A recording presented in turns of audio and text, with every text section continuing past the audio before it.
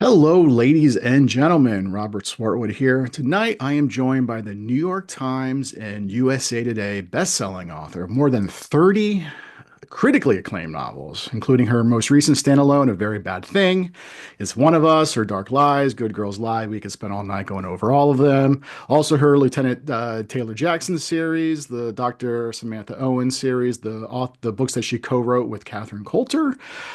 That's right. It's your favorite writer of mine, JT Ellison. JT, how the heck are you? Hey, good to see you. Thanks so much for having me tonight.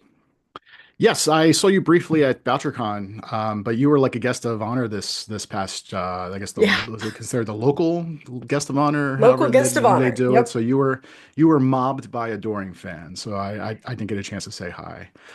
Plus, it was a very huge, just I don't know. You're from that area. Is that one of the bigger complexes they have? Yeah, it's the biggest one in North America, actually. Oh It's my. not just Nashville. I mean, It's 19 acres. yeah, people think I'm joking, but literally it was like going from one end to the other. Just walking to my room, my watch would ding me like, "Do you want me to record this workout?" And it's like I'm just walking to my room. Like, I'm not working out, Yeah. but yeah, definitely Yeah. burning some calories. Opryland's huge, Yeah. huge, 19 acres. And so, yeah, I felt like I didn't get to see as many people as I wanted other than in the hallway, like trying to find someplace to land. It was pretty crazy. And like half the thing was there was like I don't even call it teen beauty pageants. They were more like little girl things. Is that more of a southern thing? Because I mean, I'm up in Pennsylvania. We don't I don't really think have so. that. I didn't think they I did think those that's anymore. everywhere. I think that's everywhere. Okay. Yeah, I so mean, they had the farmers were there, the beauty pageant was there. There was a dance competition, there were the thriller mystery writers. I mean, it was nuts. yeah, It was pretty wild. it was very, very busy. All right. So there's so much that we can talk about with your works. In fact, I saw recently on Instagram you had mentioned before that your work can currently be put into four distinct buckets. And I feel like we could probably spend a good chunk of time just on each individual bucket. But let's stick with your JT Ellison brand first. Your very first novel, what was your very first published novel? All the pretty girls. It was Now, the first Taylor Jackson. was that your first published novel or your first like Mhm. novel? It was my first published, it was my second novel. Oh, well, that's So not bad. yeah, For some people, yeah. it takes a I lot more. I got really lucky. So the first one that I wrote, my agent loved and tried to place, and nobody wanted it. So he came back and he says, "Write me another book with the same character." And I did, and that book sold right away. Like the night we sent it out on submission, we got a note said, "Don't sell this anywhere else," which was really gratifying. So I ended up though that book that didn't get published got published 10 years later as the prequel to the series. So nothing is wasted. No novels in the drawer.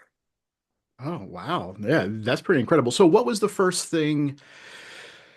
So okay, so then the so well, let's go back even farther. What was the first thing that you wrote that was creative? That, short story, poem, or was it like, some people come right out of the gate with with a novel. I've written my whole life. When I was a kid, I wrote poetry and short stories. I wrote poetry and short stories in college. I wanted to get an MFA. That was kind of my path. And my thesis advisor flat out told me I wasn't good enough to get published. So, oops, I believed her. I quit writing. I went to graduate school in political management because I was politics and creative writing professor degrees. And then I went to GW. I met my husband the first night of classes, and it wasn't until we moved back to Nashville that I even got thinking about being a writer again. And I did have some short stories published first.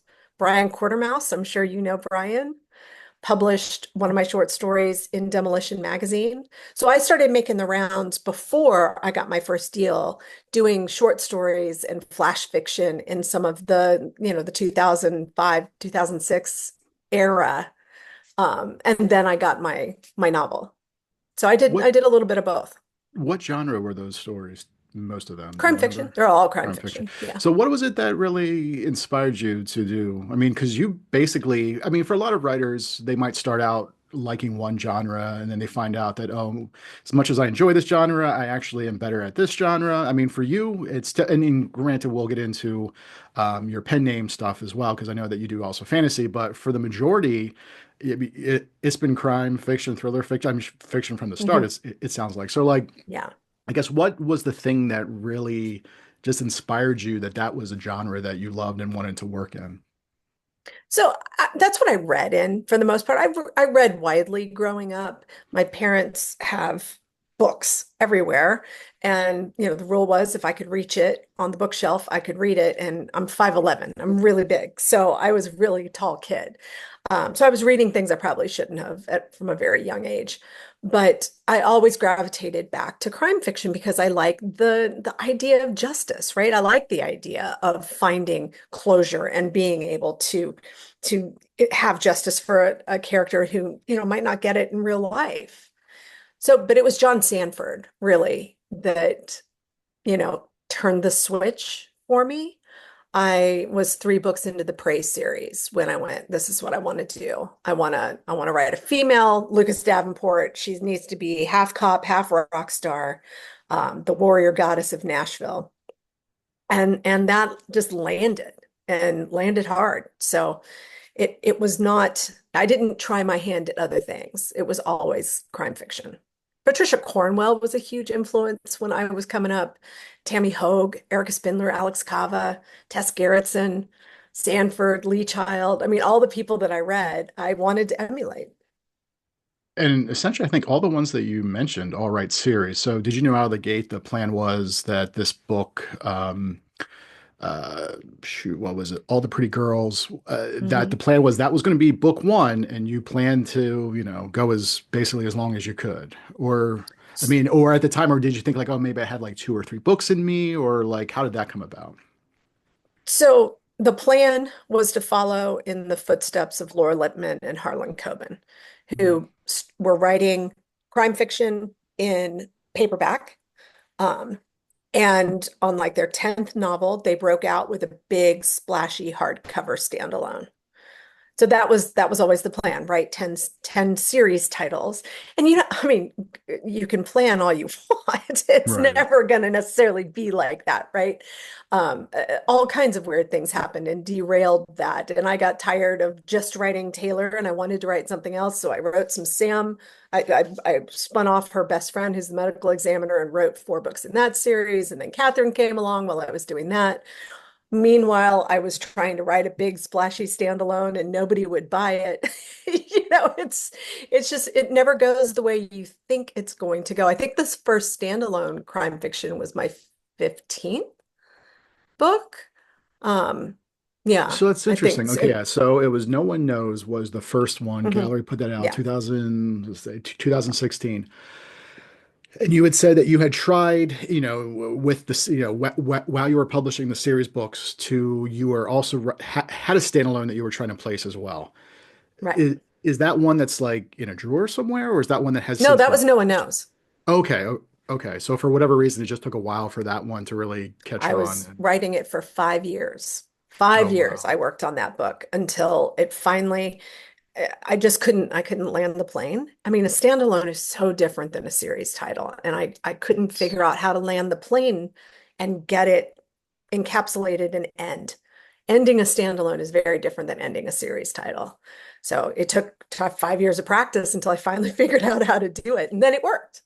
Yeah, that's interesting. And I always like to jump around with these different things. So let's stick on this for right now. So do you find, because since then, I mean, you've mostly done standalones, correct?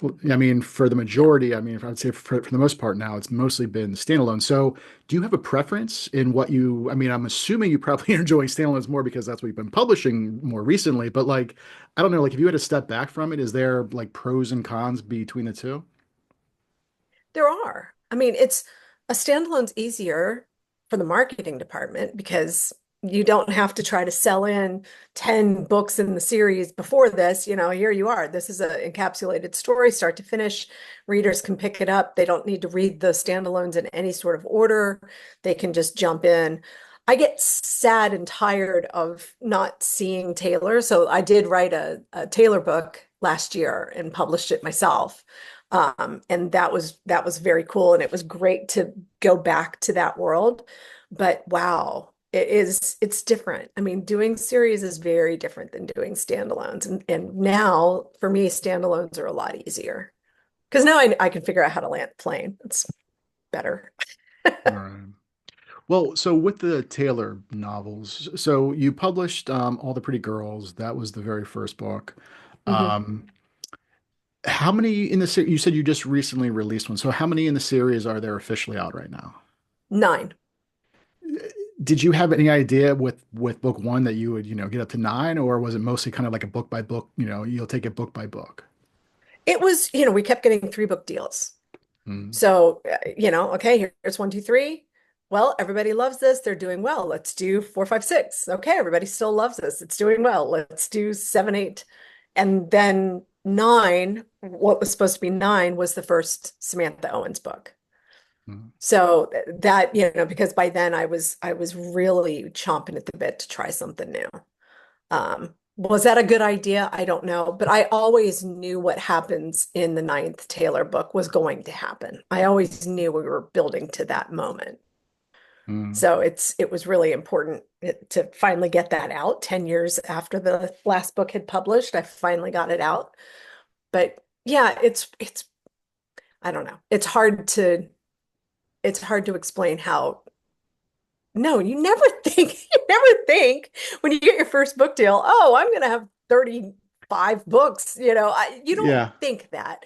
I remember actually seeing Laura Lippman post that she was publishing her 10th book. And I was like, that's all I ever want from my life is 10 books. If I've got 10 books in me, I have succeeded beyond my wildest dreams. right.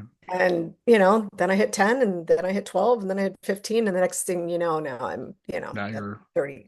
oh, yeah, over 30. It's amazing. So, Yeah. so to be clear, I'm not saying that, you knew at the start you were going to be over 30. I'm just saying like, so for some people who write what become a series book, sometimes Mhm. that book one is initially just supposed to be meant as a standalone. I mean, look at Michael Connolly. The first Botch book was supposed to be like a standalone, and then it was like the editor's like, you know what? How about you write another book for this one?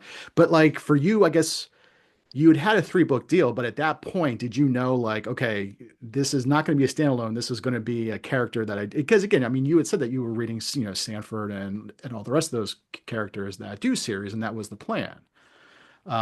Very ambitious plan too, knowing like I want to do all of these Right? like series Oh books, and my then God. eventually I'm going to break in with, I mean, that's because like some writers can't see past like, the book that they're currently working on.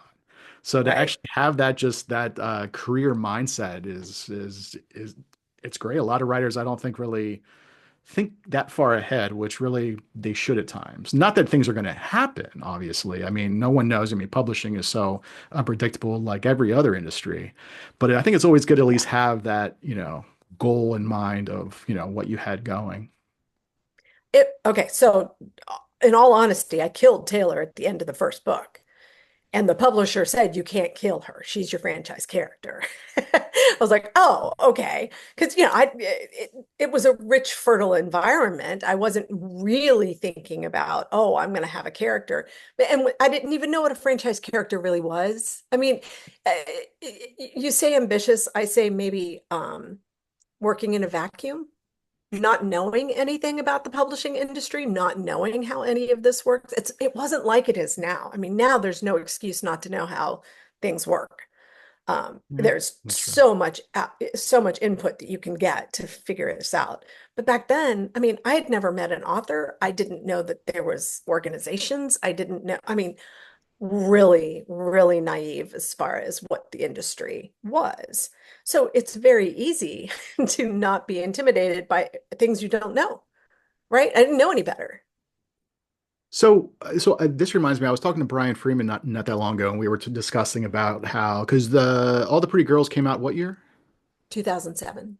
2007. So you probably shopped that around what, 2005? I mean, you were around Yeah, that it time. was, well, it was, so that was the other, the previous book was The previous 2005, book. and that's But the this one that was I got back an in the agent. days where like, kids these days don't understand like, like back in the day where yeah, there were not like all these online sites where you could like No. easily find out what all these editors were or all these agents were out there. There was that big book. What was that book? Oh, the The- literary agent's guide, the writer's yes, literary, that's what yeah, you at the needed to do. library. You had to go to the library and sit there and go through and try to find the agents that would work. And then Publishers Marketplace started, having, oh, you could look up people's agents and deals on Publishers Marketplace. And oh, that was like, I mean, an unbelievable step forward. But yeah, And this is that all pre-Facebook. well, This is pre-Facebook and you had pre-social to actually media. print out the Oh yeah. manuscripts, send it to first the agent, and then I don't know how your experience was, but when I got my first agent right out of college, this was 2005. Um, when they went on submission, I had to basically provide 10 copies that I had to then like FedEx to him in New York that then he then Yep. sent to publishers. And now it's just like with a click of the button, my agent will just send it out to, however many agents once. Like it's really, I mean, I mean, actually, it's one of those things where technology definitely is for the better. So at that point, then, like, so you knew though that you needed an agent, like you had written that book, you knew you had needed an agent. Like, what was that experience like? Should we even back up further? Because I didn't know I Yeah. needed an agent. Okay. Yeah. And No, I perfect. I I wrote a novella and shopped it all over New York. I sent it directly to the editors. I sent it to Neil Nyren. I'm like, hey, you edit John Sanford. Would you like to publish my book? I mean, I was when I say I was naive, I am not kidding. I was really, really naive about how all this worked. And I got rejection after rejection after rejection, but I got one that said, this is really good. You have a really great writing style. There's nothing about the story that elevates it beyond anything else in the market, but your writing style is really good. So keep at it. And I was like, oh my God, oh my God. And that's when I took a step back and started doing a little bit of research and started figuring out, oh, hey, there are groups online like Sisters in Crime and Mystery Writers of America. I went to a book signing, John Connolly, very first book signing I ever went to. And I was absolutely determined that I was going to talk to him. I'm a horrible introvert. Don't like leaving the house. Um, but I was just absolutely determined I was going to talk to him. And I did. And he said, why don't you come have drinks? Some of us are going out afterwards. And I mean, we're still friends to this day, right? And he gave me my first blurb and he gave me my first bit of advice. I gave him my elevator pitch and he went, that needs work. You know, it was just such an incredible night. And I actually met a couple of writers here in town that night who invited me into a critique group. And, everything kind of unfurls from there. But yeah, I made every mistake in the book, every mistake in the book. I mean, sometimes, I mean, often times you have to make the mistakes to figure Sure. out what to do right. So, do you remember who the editor was, or who had told you basically to just keep working? His name was, his last name is Arnold, and he worked at Thomas Nelson. Oh, wow. Okay. Yeah. So Yeah, the he called me and he said all kinds of nice things and he really called encouraged me. you. Yeah, yeah, Wow, that is, I mean, the fact that someone, I mean, again, when people understand how busy publishing is or whatever else, right, the fact that right. people then take time at all to even send a note, let alone call you to, I mean, that's incredible. Well, they were trying to go into it. Thomas Nelson is a Christian publisher, Yeah. and they were doing an imprint that was going to have a crime fiction component, and the mine was much too dark for them. But he really saw something in it and encouraged me to keep going, and that's that was everything. I mean, you can't buy that kind of encouragement, especially from somebody who's been told they're not good enough to get published. Yeah, have you been in contact with that teacher or professor who told you to quit? You don't send her copies of your books every year? She Sign didn't them get to tenure, so I don't know where she is. Oh, all right. So, okay. So finally, you do the stand. Well, for are you one of those writers though who does I always hate the term, but everyone knows what it is. Like, are you a pantser or a plot? Is it plotter or pantser? I don't know what the terms are correctly, but I mean, like Plotter, how do you typically, like how are you for each book, and has that changed through the years, through the 30 plus books that you've done? I'm allergic to plotting. I Yes. don't like it. But I also know that I need to know more of the story. The especially with a standalone. With a series title, it's so much easier because the world's already built and you're just picking up where you left off with your characters and you're putting them into another scenario and seeing, how they flail around to try to get out of it. In a standalone, you need to have a pretty good idea of at least what the turns are. So I like to know what my turns are. I don't write a 3-act structure. I write actually a 6-act structure um, for large turns in the book, reversals, usually around the 25,000 word mark. So I'm not getting that saggy middle. Um, so those, I like to know what my turns are. Sometimes I know what the twist is at the end, sometimes I don't. Um, I actually don't like knowing what the twist is because then I'm really afraid I'm going to telegraph to it. And, that takes some of the fun out of it for me. The fun for me in writing is ending up somewhere when I sit down at the desk and I think I'm going to be doing one thing, and by the end of the day, I've ended up in someplace completely different. And that to me is magic. And that's why I do it. If I outlined everything, I would go bonkers. I don't like knowing. Takes all the fun out for me. Yeah. Absolutely. Although sometimes, I mean, are you at a place now when you are pitching something to publishers where, because sometimes publishers really, depending on what the project is, they want a very detailed outline. Like, are you at a place now where you basically can just give like some paragraphs, like, this is what my thoughts are, and kind of go from there. So, I've I've been very lucky that no one knows is the only book I went out with on spec. mm, Yeah, it's, they know I've got a really unique style and it's very vivid, it's very cinematic. They know what they're going to get. I'm yeah, also really good with, deadlines and I like my job. I like to do the work. I like to buckle down even when it's hard, even when it's frustrating. It's really better. A bad day of writing is better than a good day at any other kind of job that you could possibly have. So, they trust me. We build relationships and they trust me. They know that I'm gonna do everything in my power to give them the best possible product that I can. yeah, yeah. I mean, Plus, personally, plus, outlines change, synopses change. It's a yes, really horrible, actually terrible exercise for us to have to go through because I just wrote a proposal and I've already changed like 9 things in it, and the characters are different and the character names. I mean, all of it. I don't think it's fair. yeah. I No, I don't mean, like. I personally feel the same way. I've told the story before, but I write suspense under a pen name, and we had to deal with Audible for Audible Original, and it had to basically do a very specific kind of outline, thinking it was going to be maybe like a 30,000 word novella. And once we sold it, and I actually sat down and started writing it, I realized the only way to make it effective was I had to do a whole different point of view.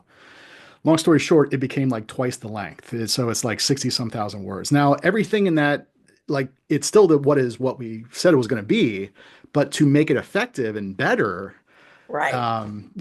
basically I did kind of double the work, which for me, I always feel that you have to do what's best for the story, for the For the characters. story. So I was okay Mhm. with it. Although I think maybe my agent was a little bit annoyed because we got paid probably less than what we would have had we said it was going to be longer. But yeah, so I also am someone who's not a huge fan of. Not that there's anything wrong with this. Some writers they swear by it, and really I always say whatever works for you. You have to try different things and find out what works for you. But like, do you have an idea though what that ending is going to be? Kind of know, like Harlan Coben has said that for him it's like doing a cross country trip. He knows he's going to start in Jersey. He's going to go to California. He doesn't know how he's going to get there, what's going to happen along the way, but he has an idea of where he's headed. So like, is that typically what, and I think you had mentioned that you at least have kind of an idea. I mean, it might change, right? Sometimes, sometimes, I mean, sometimes I do, sometimes I don't. It really, every book is different, and that is something that took me forever to wrap my head around, and I still sometimes have to remind myself every book is different. The process of writing every book is different. Some of them are easy, some of them are impossible. Some of them, you throw up your hands, you're like, this isn't the right time for this. I need to come back to it another time. It really depends. But I don't generally know my ending. Have you started down like one road and Oh, then sure. 10, 20,000 words in, you're like, oh, this is not going to work, and then have to basically just scrap it? Once, once. Her Dark Lies, I rewrote 7 times. And I don't mean I revised 7 times. I rewrote it 7 times because I just could not land on what the story needed to be. Ironically, it was a Rebecca. It was an homage to Rebecca. What if Rebecca hadn't died? That sounds really straightforward. And yet, to execute it, I had so much trouble with it. I just could not. And I think part of it is wanting, if you're doing an homage like that, um, you want to be faithful to the source material, but you can't do a retelling, right? It has to be your own story. It can be inspired by, but it can't be just a retelling of somebody else's story. So it was a huge challenge, and I have sworn that I will never do an homage ever again because it really, I just could not land on what I was supposed to. Now, in my defense, I did have 2 knee surgeries during the writing of it, and that scrambles your brain a little bit. But yeah, that one I did abandon actually about 60,000 words. Yeah. Not So, recommended. No um, stars. so let's talk about the Catherine Coulter, the books that you did with her. How did that come about? I actually got a call. It was ironic. I got a call that said Catherine Coulter is looking for a co-writer. Would you be interested in putting your name in the hat? And I'm like, of course. It's Catherine Coulter. I've been reading her my whole life. Yeah. And then I didn't hear anything. Um, and it had been several months actually. And so my deal was up for my next book. And so I did a new 3-book deal that closed on a Friday. And the following Monday, I got a call. It said, "You're about to get a job offer." And I'm like, "What?" And Catherine called me a minute later. And all I can remember from that phone call was her laughter. She is a rather vivacious woman and laughing her head off. And I went, wow, this is going to be fun. And oh my God, I've just got 5 books under contracts in 3 days. What am I going to do here? Because it was a 2-book offer. And yeah, I ended up working my butt off for several years, juggling those deadlines to make everybody happy. Because it's not like you're gonna not do well. I know I shouldn't say that. A lot of co-writers do forsake their own work. That was just part of the deal for me, that I didn't have to forsake my own work, that I could use the experience with her and the master's program that she put me through in writing and publishing, and she's a different style from me. Very her ex lot more dialogue than exposition, and it was different. I learned a lot about how to connect with the reader, which is all that this is all supposed to be about anyway. But yeah, I did 6 books with her and did 5 of my own during that period. So it was a challenging time, to say the least. How many books had you already been in when you got this, the opportunity to work with Catherine? Uh, 12. I think I had already published 12. Oh, wow. Okay. Okay. So it Yeah, wasn't like you were I had a just whole like, career. oh, wow. Okay. So at that Hmm. point, then, I mean, it's probably even, I would imagine, maybe even a little bit tougher because you've been, writing, publishing 12 books on your own to now then collaborate. Basically, if, I mean, essentially, I guess what you were doing, and correct me if I'm wrong, but essentially you're kind of like working for her. I mean, this is like her baby, you're just there to kind of have that support. I mean, some writers are not very good with collaboration. I mean, was that something that was maybe a little bit tough at first? Oh, sure. I mean, it's I don't play well with others. But the thing with collaboration that we both realized very, very early on, you need to pick somebody who's just like you. She is a workhorse. She is get up every day at her desk at she actually gets there much earlier than me, but at her desk first thing in the morning to do the work, and she does the work, and she does the work every day. And I do as well. So that actually worked out very well for us both. I think if you have a collaboration that you've got an alpha writer and a beta writer, and somebody's just, like, oh, sure, yeah, I'll do that. And, there's no production or they're not meeting their deadlines or anything. I think that is where you get into trouble. But with Catherine, we both are alpha kind of writers, right? We both love what we're doing and like to do it. And we were really having a fun time. The two brains are better than one on the collaboration part of it. Um, yeah, she created the idea, and then I flew out there, and we would just go to town for every book. I mean, we'd just sit there. We had to outline. I learned very quickly that my outlines, I knew the beginning and the ending, and I thought that was going to take up 80 chapters, and it took about like three. So I had to make up a lot in the middle, but it was a lot of fun. I really enjoyed it.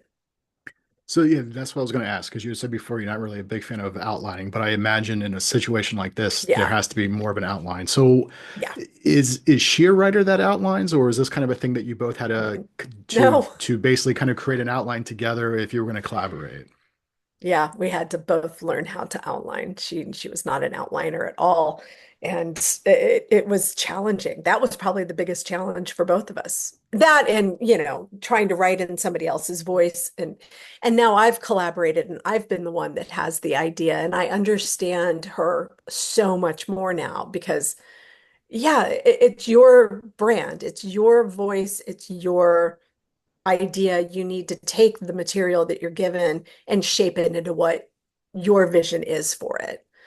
So I get it. I get it a lot better now than when I was actually in it and, getting pages sent back. I'm like, why she doesn't like my stuff? No, it wasn't that at all. It wasn't that at all. It was fun. So you talked about writing schedules. I mean, typically, what is your I think I saw something on your website. You try to do at least 1,000 words a day. Is that still Mhm. accurate, or do you try to do more? Because I mean, well, at this point, how many books are you writing a year? Um, so I'm in that weird point of the year where I've got a book that just released. So I'm doing promotion for that. I've got a book that I just finished doing revision on that has just gone to copy edit.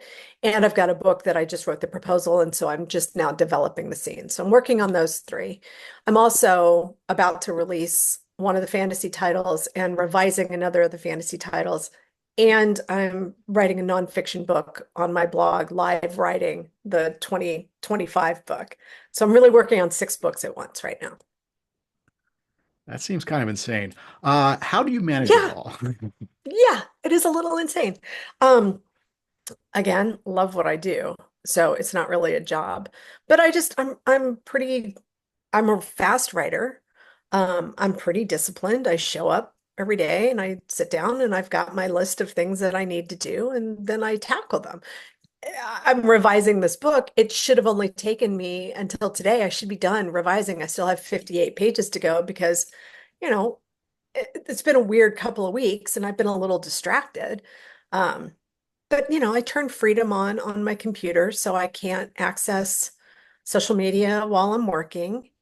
And I'll check it before breakfast, check it at lunch, check it at night, and stay offline the rest of the time. And you'd be amazed at how much work you can get done if you're not in a constant distraction loop. I'm a huge, huge believer in deep work. Cal Newport is, really a huge influence in my life. I was already doing deep work before I read his book, but he's helped me refine the way that I do that. And I just, I get lost in the story, and that's awesome. So, and I'd have certain things that I do on certain days so I can juggle all the things that I need to do. Um, but do you typically, when you start a book, do you have a good idea at this point how long? Like, okay, this is probably going to be about 80,000 words. This is going to be about 100,000. Or are there times where you think like this might be 100,000 and then turns into maybe 70,000? I mean, or are you at a place now where you just starting out, you just know in your gut this basically how long it will be?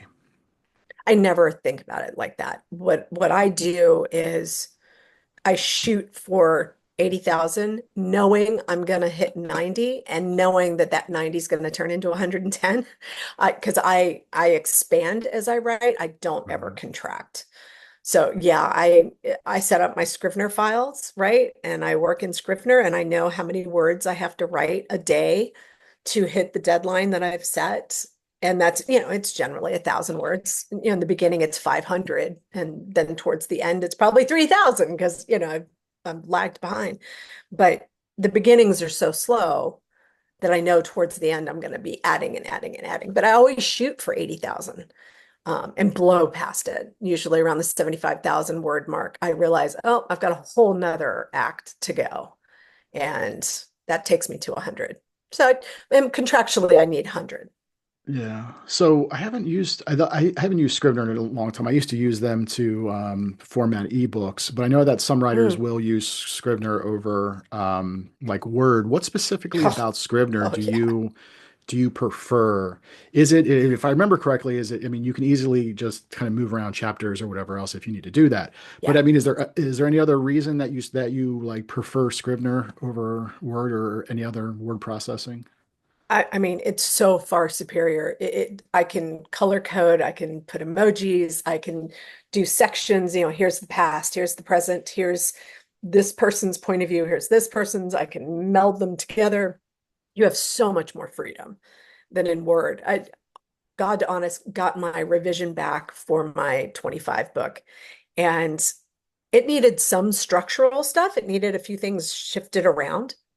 And I sat down and I looked at it and I got up and left. And I came back the next day and I sat down and looked at it. I got up and left.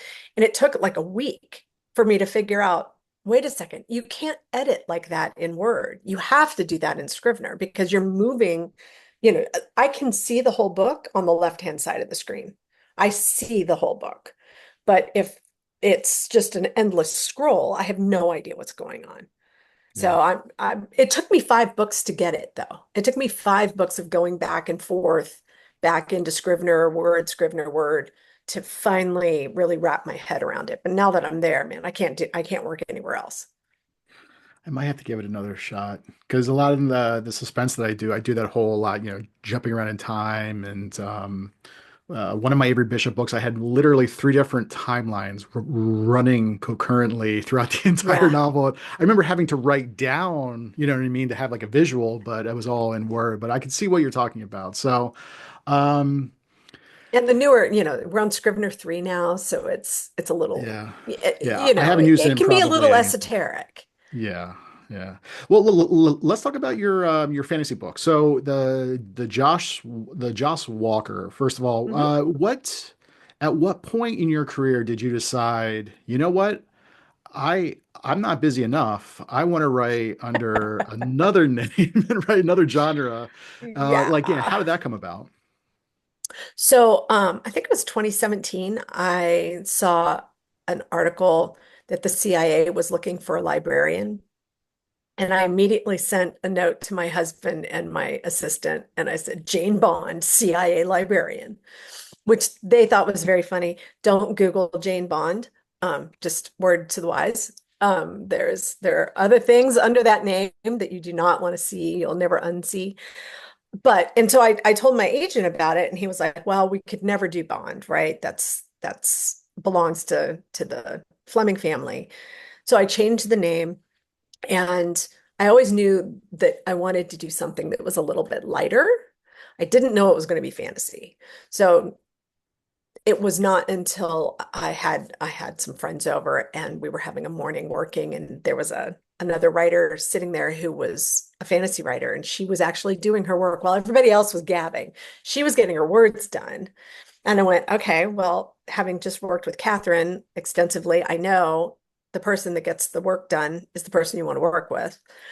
And then I went, wow, what if Jane was not Carrie from Homeland? What if she was magic?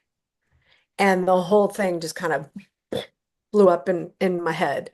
Um, So she's Jane Thorne, CIA librarian. She is an archive librarian who works in the Vanderbilt archives until one day she touches a book of poetry that is actually a grimoire and throws her into an alternate dimension. And when she comes back, there is a very large, very scary man standing in her archive who is from the CIA, and he wants to talk to her and he needs to recruit her to help save the world. Very fun. She's very sassy. There's 6 books in that series. I'm wrapping it up now, and it has just been so much fun. I love it. So again, did you know like it was going to be a series when you wrote that first book? Yeah, it was mapped out to be 6 books. Oh wow. Okay. Yep, knew it was going to be 6 books from the beginning. Each book centers around a different grimoire, a different book, a different library, a different setting. It's very international. They go all over the world. Um, it's reverse dystopian. It starts in a world where magic is throttled and ends in a world where people who don't have magic are rare. And are did you do these under your own like you essentially self-published them, correct? I did. I did. I've Was had there a ever any press. thought about trying to shop those around? Yeah, yeah, for sure. Um, we did shop. My original agent was not interested in it. We did shop when I moved to another agent, and we had some interest, but fantasy was not what it is now. It was just before things really were taking off. And at that price point, self-pubbing was just a much better option, right? You urban fantasy in particular. This is more it is technically urban fantasy, but it ends up obviously being in an epic fantasy world, reverse dystopian again. But at that time when we were doing this, guys, was that 2021? Yeah, somewhere around in there. 2020. It was before the pandemic. God, because anything before the pandemic is kind of weird to think about right now. Um, yeah, it was just not what the publishers wanted. Now, it's all they want. Yeah. If we were shopping this now, it would have gone in a heartbeat. We did a 6 book audio deal with Tantor, and they've done an absolutely outstanding job. So I've got a traditional publishing deal for the audio, but I've made the books from my press, and they're gorgeous, and I make really pretty books, and it's good to know, right? It's good to know how to publish. I think it's really important, especially somebody like me who comes out of knowing exactly nothing about publishing. I like now knowing how to publish a book. That's Yeah. pretty cool. So is that then how the Two Tails press came about because you decided to do those fantasy books? Or was there something that Two, happened previously? it was already there. I started Two Tales in 2012, actually, to publish my short stories. Okay. Because I'd done so many and placed so many in different anthologies and online, and a bunch of the attrition of our pulp zines and everything, they all went away, right? And so I had all of these stories and nowhere to put them. So I started the press to do that. I ended up doing some anthologies, editing some anthologies, some themed stories and stuff with people, which was a lot of fun. And then by the time I got to Jane, I already had a pretty good idea of how to get a book out into the world. So if you weren't busy enough, you also have a TV show that you do? What's that Yeah. about? I know I must sound totally insane. It's called A Word on Words. It is a literary interview show that has actually existed here in Nashville for now almost 50 years now that we're back on. John Siegenthaler was the host for 40 years. Every Sunday, people would sit down on PBS and watch the interviews that he did. And when he passed away, the station didn't want the series to go away, but we wanted to reimagine it. Instead of a 30-minute sit down, it is now interstitials. I still sit down with the authors for 30 minutes, 20 to 25 minutes. You can get the full episodes on the podcast and hear that. But the TV portion of it, they break down into what's called an interstitial, and it goes in between the episodes. So like we previewed right before the last episode of Downton Abbey one time. You know, we're nationally syndicated. It's really a lot of fun. And I've got a great co-host. His name is Jeremy Finley. He's a speculative crime fiction writer. And between the two of us, we do 15 to 18 episodes a season, and we just started taping season 10. Wow. Yeah. So, I mean, how much time does that take up in a week for you? Because you're already juggling. You said now essentially like six projects you're going. I mean, again, you are. How much do you get any sleep? Oh, I sleep so much. I'm a huge sleeper. I'm a huge sleeper. That is probably why I do function as highly as I do because I sleep a lot. Um, and I drink a lot of water. It's really good for you. Drink your water and get your sleep. No, I mean, it sounds really busy, but everything has its season. So, especially even the show, we batch, we'll have people in town for a festival and we taped 8 episodes 2 weekends ago. So that's half our season right there. And then it's as people come to town, we're kind of beholden to who comes to Nashville for who we get to interview. So if they come to do a signing at Parnassus or Ingram or whatever, then we try to snap them up. And it's actually really competitive because we only do have 15 episodes a season. So we have to be real picky about how we do it. So it's not like I'm sitting in studio every week. I did several 2 weekends ago. I've got one next week.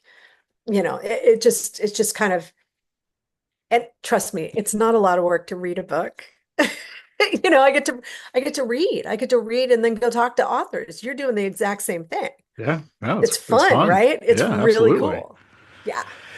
Yeah. So going back to that Instagram post you had done, you said, work four distinct buckets. We already went over that you have the JT Ellison brand, the Josh Walker novels, the Two Tails Press, and of course the TV show you mentioned.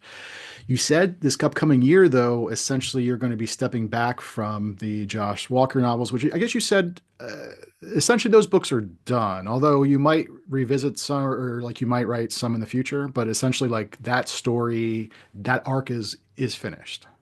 Right. Right. Okay. I'm doing the last pass on this sixth book, and there are ways that it could keep going, but I think it's time. I think it's Yeah. time for me to focus 100% of my attention on the JT side of things. I've just moved publishers. There's a lot of opportunities. I've got a lot of other ideas. I've got more ideas than I will ever have time to write. Yeah. So it's time to spend a year just working on those. It's gonna be great. But in that post, you mentioned something about like, do you have a sci-fi thriller in you? Is that something you want to work on? My ghost book. Yeah. Oh yeah. Oh yeah, I do. I So how do. I many have that. ideas? I've got a rom-com. I've got Like, do you write down these ideas or do you just kind of keep them in the oh back of your yeah. brain? Or like how many would you say you have right now if you could just go wild and just, nonstop writing? I probably have about 12 treatments. Yeah. Ideas are not my problem. Time. Time is my problem. Time is my problem. And So focus. I mean, it's hard. We have a lot pulling at our attention now. And that's, I exercise that distraction by doing things that are productive, yeah. but it's maybe better over time to do one thing really well than four things mostly well, you know? If you could go back to, like around the time that all the pretty girls came out, Like what do you wish you would have known like 20 years ago in terms of either maybe writing? I mean, do you feel like your writing style has changed in a way? There are certain things you may have learned, or just obviously, I mean, I imagine, we all wish we knew more about publishing before we got to kind of where we are now, because it's a terrible business. Like many businesses. I mean, it's Yeah, very cutthroat or whatever else. But I mean, I don't know, like, is there anything that you really kind of wish, like, oh, I probably could have, really helped myself out or maybe saved a couple years? Just, I don't know. Does anything sure, come to mind? sure, sure. I mean, we could look back on a thousand things and say, oh, if I had just done X, if I hadn't done Y, I I blogged for 10 years, right, with Murderati. Should I have left Murderati sooner than I did? Um, though what was I doing this afternoon? Robert asked me what I was doing this afternoon, getting Oh, the you Murderati genius. archives up on Substack so that everybody can access all of their old work. I mean, I'm still in it. It's not like I'm ever Yeah. going to be away from it. Um, I think I would have given myself the advice of um, keep your head down and don't try to be a part of things. I don't know that I think I pissed some people off early on, and it's like maybe I just needed to shut up. Maybe I just needed to shut up and do my work and keep my head down and who knows. But everything you do makes you the person you are and everything that you get involved in. And if I changed anything, I wouldn't be where I am now. I wouldn't have learned the things that I learned. I wouldn't have learned what not to do. I would have maybe pivoted a little earlier. I think I probably clung to wanting, to do things the way I was doing them for a little too long before shaking them up and going and co-writing and, doing the standalones and stuff. I was a little focused on that path, right? Of Yeah. that plan. Now I know, pivot whenever things don't feel like they're shaken out the way you want them to. Yeah. Write the book they can't ignore and pivot. Yeah, I mean, I talked to earlier this year. I talked to Tess Gerritsen, and I told her one of the most impressive things about her career is just the longevity, because a lot of writers don't have. I Hmm. mean, you walk around a used bookstore and you'll come across these authors who had books out from Random House or Double, I mean, these really like big books, and they publish 4 or 5 books, and then just you never hear from them again. So Right. having someone like for you, I mean, a career that's now coming up on, I mean, like over two 20 years. decades. I mean, Yeah. that's amazing. So congratulations, because but again, it goes back to what Tess was saying. She just to the she did not want to do this the same old thing. So whenever she felt like she would diversify or like she would try different things, and she felt that that really helped kind of keep Yep. things fresh and to keep the readership there. I don't know if you've kind of thought the same thing. Absolutely. And Tess has been one of the ones giving me that advice. I mean, I got really lucky. Uh, People who I respected greatly gave me a lot of really good advice early on. Advice that I took immediately and put into action, and it changed everything. And I'm really lucky to be able to have mentors in this industry who were, hey, you're getting distracted with the blogging, you're getting distracted with the short stories, you're getting distracted with, being online, being on Facebook, you're on Twitter too much, that kind of stuff. It's like, okay, I hear you, heard. And so pull back and focus on the work and amazing things happen, right? You start laying down more words, you get more books done. I measure success by finishing. The more I finish, the more successful I am, period. It has nothing really to do with anything other than that. If I can finish a project, finish a story, whatever I'm doing, that finish a series. I mean, that's going to feel like a huge accomplishment, 6 books in a series. It's like wrapping that up. Those are the things that I have learned are valuable versus some of the other things. Yeah. So let's talk about the new book, the one that just technically came out, I guess this month. It was an November Amazon First 1st. Reads. Hmm. A Very Bad Thing. This is what number published novel is this for you? Do you know off the top of your head? I think that's 30. Oh, okay, so 30. So this one, and I mentioned, I think earlier in the green room or wherever else. But I'm currently listening to the audiobook. Um, but I do see because well anyway, long story short, like this takes place like within a week's time. So it is broken up Mhm. if you have basically I forget what day it starts, but you basically like these chapters take place on a Monday, these take place on a Tuesday, and everything else. Um, just going back to the structure, was that something when you started the book you knew that, or is that one of those things that as you're writing it, you realize, Yeah. okay, you kind of notice like, oh, okay, this is all taking place within a week. I'm gonna like, break the book up in days. Okay. I will be very honest. I have a really hard time moving time forward in stories. I find myself tracking every move of the characters. I've always done this. Every book I've ever written, I'm like 25,000 words in. It's the first day. Nothing has ha Everything has happened, but nothing is moving forward. So I have to like remind myself, no, it's okay. They can go to sleep. It can be a week later. It doesn't have to be a day later. But this is a compressed time frame book because it's a murder mystery, and it's a big mystery. The main character dies in the beginning of the book, and there are 9 points of view, and everybody who's involved that you're hearing from might have reason, motive, means, opportunity to have killed her or want her dead.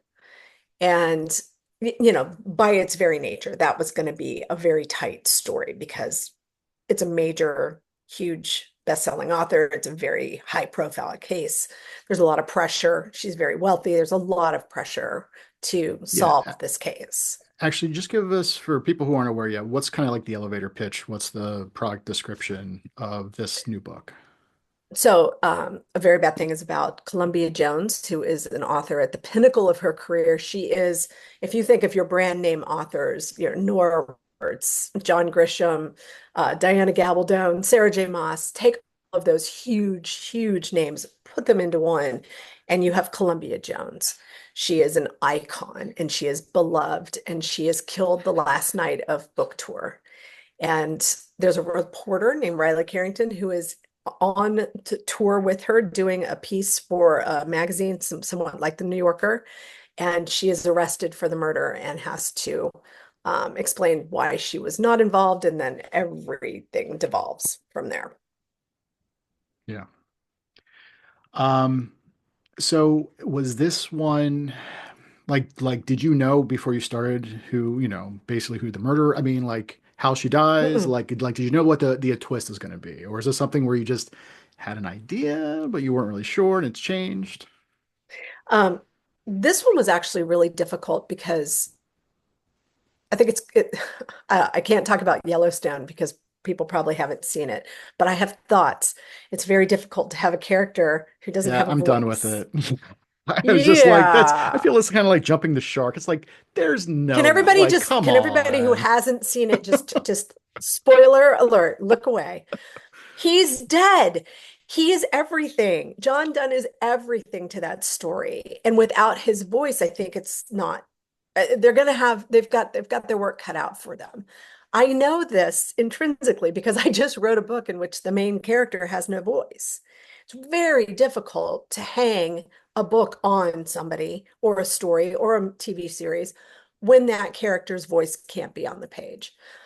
I didn't want to kill her. She was such an incredible character in my mind, but she wasn't on the page. And I'm sure if you're listening, you've heard points of view from her now in the Like book. I flashbacks. actually added those, yeah, those flashbacks. So it is 1 year before, 3 months before, 3 minutes before, 3 days before her death. They're moments in time that are really important. And I actually added those the last weekend before we turned the book in because I just couldn't, something was just missing from the book. So I know once I speak here about main characters that, are the hero, they need to have some sort of voice. The the other part of it was something had to happen that I wasn't comfortable with, that I couldn't wrap my head around as a person, how anybody could be that callous and that how that could happen. Um, so I had a lot of resistance on this book actually, and I had a really hard time. I did not know the end. Again, don't like plotting. Um, I didn't even know who the main character was. Riley ends up being the main character, but it could have been anybody. We're in close third with so many people. It could be anybody's story. It ended up being Riley's. I ended up at the end really ramping her up a little bit more. But it was a challenging book to write, especially with the multiple points of view, because you don't ever want to just dump information and then the next character gets the same information. You have to make sure that you're layering and moving the story forward with every point of view. So it was hard. It was a hard one. Thank God for Scrivener. Was the title, and this is something I sometimes forget to ask some writers because and this is like a geeky writer question, but what is your track record or ratio in terms of your titles sticking versus having that change, for publication? I'd say about 85% are Oh, mine. not bad. So Yeah, what so what I'm good what at about this titles. one? This one's mine. The original title was hashtag legacy. Mm, So the themes behind this book, I've given you what the elevator pitch plot, but the themes are obviously mothers and daughters and some of the problems that we have. It's also how we curate our lives for the world. I mean, we live in a social media world now where everything you see is thought out beforehand. Um, I wanted to have a melee, an absolute piling on social media explosion after her death. And that's what happened. So it was hashtag legacy was her hashtag on social media when it blew up. Um, and of course, my very smart team said, yeah, we're not putting a hashtag in the title because the metadata is not going to work very well like that. right. It was really funny when my agent said no. The first time I said hashtag legacy, she said no. I was like, oh, come on. I love it. So I knew I had to change it. And when push came to shove and they were like, all right, are you ready to start talking titles? I looked to the opening of the book, which is a letter that is written from a mother to a daughter. And it says, my darling daughter, many years ago, I did a very bad thing.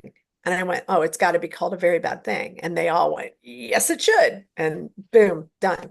So it was not title hell. Sometimes I'm sure you have been in title hell before where you're sending hundreds of options and nobody likes anything. And you know, Zoom calls going through chapter by chapter looking for titles. That's how It's One of Us got titled. We were literally going chapter by chapter, looking at the end, the last line of chapters, and I found, Mm. oh, It's One of Us. I was like, oh, um, yeah, I do a lot of my own titling. Good Girls Lie and Lie to Me were both my editor, and pretty much the rest are mine. So, if I remember correctly, Good Girls Lie. I don't know if the entire book was, but there were some chapters in first person, right? I guess Yes. how do you and again, is this something where when you just start a book, maybe you feel it in your gut? Because I know you said you don't really have like the ending in mind, but I mean, how do you decide really on the point of view, if it's going to be first person, third person, if it's going to be present tense, past tense? I mean, are there certain things where maybe you start a book one way and then you realize a couple chapters in, this doesn't feel right. I have to do, present tense. I mean, or again, are you so far in where you just instinctively know now, okay, this is going to be third person, present tense? I don't. I don't. I try different things. I usually just let myself write the first 10,000 words and kind of see what feels right. I have switched to present tense. I had never written in present tense before. Um, I'd never written in first person before. And you're right, Good Girls Lie. That decision got made at, I think, 80,000 words. I realized something wasn't working, and a friend of mine said, hey, all thrillers should be in present tense. And why don't you try first person? And I was like, okay. And so I went back and I wrote a chapter in first person and went, oh my gosh, this is it. It just the immediacy of it, because that's a book about a sociopath and the immediacy of being in that person's head just, oh, really, really worked. But I had never done it before. Her Dark Lies, that was part of the problem. Her Dark Lies is the Rebecca homage. That was part of the problem with it. It was in past tense. When I put it in present tense, that was the version that worked. So I wish I could say that, every book is third person past tense. That's what all the Taylor books, Sam books, um, that is not how the modern story has really evolved, especially in suspense. It is much more immediate, much more present tensey. Um, so that's kind of where they are now. I haven't started writing the new one, but I'll just write and see what comes out naturally. Sometimes it's present, sometimes it's past. Um, close third is easier for me because then I can have multiple characters, right? I can have multiple points of view, and I like having a lot of different points of view. So you get all facets of the story. But I say that, and my 2025 book is a one one point of view. There's two other points of view that pop in every a little bit, but it is one point of view, present tense, third, close third, present tense. It's all different. I wish I was more disciplined with that. But again, it's what the story tells you what it needs, right? And if it's Yeah. not working, then there's a reason, right? You need to change the tense. You need to change the point of view, something. You need to add another 30,000 words and make it a 60,000 word Audible original. That's right. All right. So the brand new book is A Very Bad Thing that just came out, already is killing it. And I mean, again, it's on Amazon, over 10,000 like reader ratings on there. It's incredible. Yeah. So can you tell us anything, a little bit of a sneak peek of what's coming out next year? Like anything, or is that still hush Sure. hush? Sure. No, it's up for pre-order. So Oh, all it's right. called Last Scene. The title is Last Scene. I actually got cover concepts today and I'm really excited. It's always so much fun. But it is the story of it's a much different story. It's much darker, insular. It is a woman who is on the cusp of losing everything, has to go home to help her father when he falls and breaks his leg, and finds out that her mother, who died when she was 6 years old in an accident, was actually murdered. That's as far as I'm going. There's more to that, but that's as far as I'm going.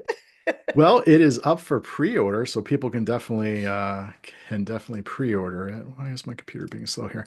So, Yeah. okay, so where can people find you online if they want to connect socially? So I am on most of the social media is Thriller Chick. Um, I did that so long ago so I could be anonymous, and I got outed like 2 years in. I was like, oh, come on. But now it's a great brand, so I love it. I What mentioned were a you couple of. doing like anonymously on it? Like, what were you doing? Oh, it was You know what I mean? Twitter. Nobody wanted real people on Twitter. They just, everybody was using little code names and stuff. It was just, the beginning of social media, right? Okay, so you weren't like using it to promote your books or anything. No, no, no. I actually Okay. got on there because there was a comedian. My husband used to sit there next to me laughing. And I'm like, what are you laughing at? And he goes, oh, Andy was being funny tonight. I'm like, so Andy Levy is a comedian. He used to be on a show that we watched, and now he's got a couple of podcasts and stuff. So I actually joined so I could listen and follow along to the jokes. True story. I followed him and he DM'd me and he said, oh my God, I can't believe you're the first author I read who followed me. So he actually was a fan. And so he actually gets early copies of all of my books and everything. But yeah, I wasn't on there for promotion. I was just on there to just, follow the news. And there was so much going on in the early days of Twitter. It was a really interesting marketplace of ideas. And it was really fun. I don't, God, it would be really nice to have a social media that's not about promotion, right? That you're Yeah. just reading the news. And I don't really use it. I don't use Twitter for anything really anymore anyway. I'm more on Instagram and um, Facebook some. I've kind of gotten away from Facebook for the most part. I'm really more on Instagram. I come by on Fridays on Facebook to chat with folks. Again, separation, so I can have a little, a little bit of time to myself. I'm not on it all day, every day. I also am blogging on Substack. It's called The Creative Edge. You can get to it through my website at jtellison.com. And that's where I'm doing this series about Last Scene, of the writing of it from literally concept to publication day. There's 22 steps in the publication process, in my publication process. Um, you'll laugh. I did teach myself how to outline for that. I did save the cat and actually built an outline, which I promptly got rid of. But I did build one. So yeah, So, I'm all so over. you are very active. I would say you're very active on Instagram now. Mm, Maybe like a peek behind the curtain. Is that you, or you mentioned before, mm. like an assistant? I mean, like, is that like how much is like you actually spending that time? Because social media can be a time suck. A lot of authors. I mean, I think you post little reels or whatever else. Like, these aren't things that just probably happen in like 5 minutes. Like usually it takes thought, forethought or whatever else. Like that takes up time. That it takes away Yeah. time from writing. So like I don't know. I mean, just how are you balancing that? If it looks professional, it's somebody has helped me. If it looks stupid, it's me. Um, I did all the reels for A Very Bad Thing. My former assistant left and got married. How dare she? Um, and of course did that right during my launch. So I had to kind of take over and do that all myself. But she did some really great reels, previously.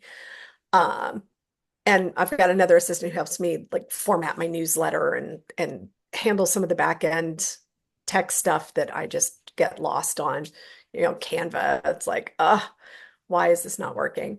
And she can always fix it for me. So she's doing some of it, but the comments and the conversation and the stories and all of that's all me. I mean, social media is meant to be social and authentic.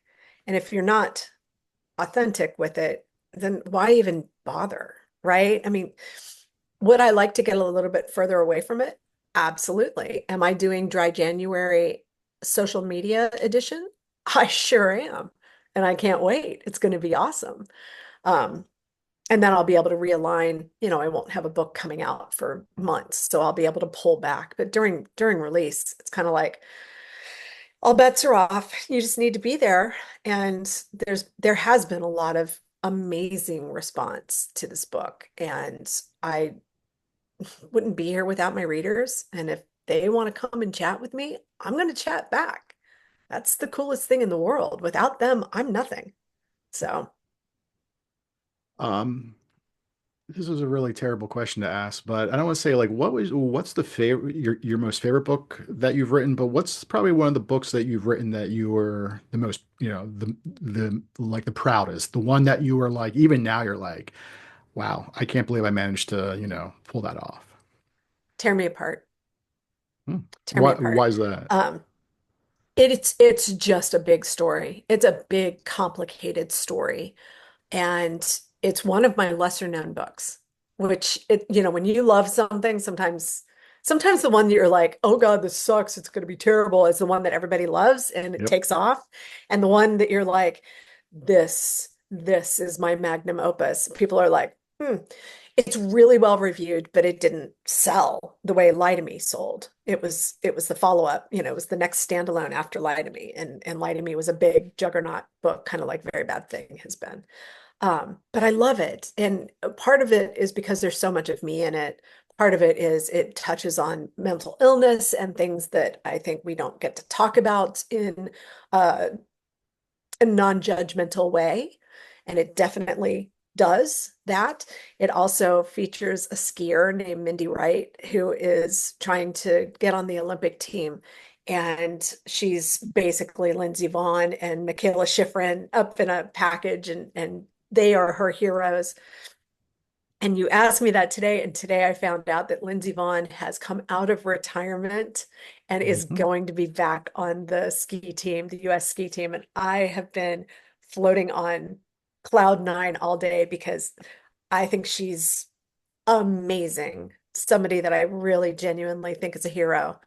And to see her be able to come back from a knee replacement, and maybe even be able to go to the Olympics. It mimics that story in many ways. And I was just like, oh my gosh. So that one. Yeah. Perfect. All right. Well, everyone needs to go check out that one. You said, is it Tear Me Apart, correct? Tear Me Apart. Yeah. Tear Me Apart. Now, was that your title or was that publisher's title? That was my title. It was Nice. actually the first title for Lie to Me. And they Oh, okay. decided that Tear Me Apart was not, it was too visceral for what they wanted. And so they suggested Lie to Me and came up with that great art, that white book with the house and the rain and everything. It's so great. And I said, well, that's cool. Can I use Tear Me Apart on another book? And they said, oh, sure. And so we did it for that, for the next one. Nice. Yeah. All right, very cool. So, and then obviously the new book is called A Very Bad Thing. It's killing it right now on Amazon charts. Oh, there it is. And that is pretty thick, isn't it? Can you hold up the Yeah. spine? Look at that. Yeah. It's a big book. It's, Yes, it it's, is. it's almost 500 pages. It's 400 and Did some, you it's when they did 120,000. when they sent you the like how many different covers did you see initially when they sent you like some mock-ups? I mean, they sent me three and And was this one where, I mean, was it like the pink initially, or like was that after some like rounds of back no, and forth? it was after a few rounds that we Okay. landed on the pink Yeah, that it was pops. the second. Oh my gosh. It's so, I mean, it's just absolutely outstanding. It's you don't think of pink for a thriller, but This it is is a true. sinister pink and it's not girly Barbie pink. It is a very dark pink for a very dark story. And who came up with the with like the tag where it was like adored by millions, murdered by one? The brilliant folks at Thomas and Mercer Thomas Emerson. who know Okay. Yeah, more no, about that's a good marketing than yeah. it was really funny. I was actually getting ready to put a footer in my Substack, stupid back end stuff. And I made a footer that had the My Darling Daughter many years ago. I did a very bad thing. I made one of those and I took theirs and I put them into AI to see which, and they picked theirs like in 2 seconds. They're like, it's got this, and this. And I was like, all right, why do I even try? Right? Let the professionals do their job. They know what they're doing. And gosh, Amazon knows more about art and marketing than I will ever forget. So I'm Yeah. definitely down for whatever they say is the best thing to do. They know. All right. Well, again, the new book is called A Very Bad Thing. The next book is called Last Scene. It's currently out for Last pre-order, scene. so make sure you do the clicky clicky on that pre-order button. So, JT, thank you so much for hanging out, and everybody go check Thank out all you. of 30 plus books or 30 some books Mm, that she's written yeah. in like 20 years time. I mean, that you've been working your tail off. So that's good and it shows. So congratulations on Thank all the you. success. So and yeah, we'll talk to everybody next time. Bye.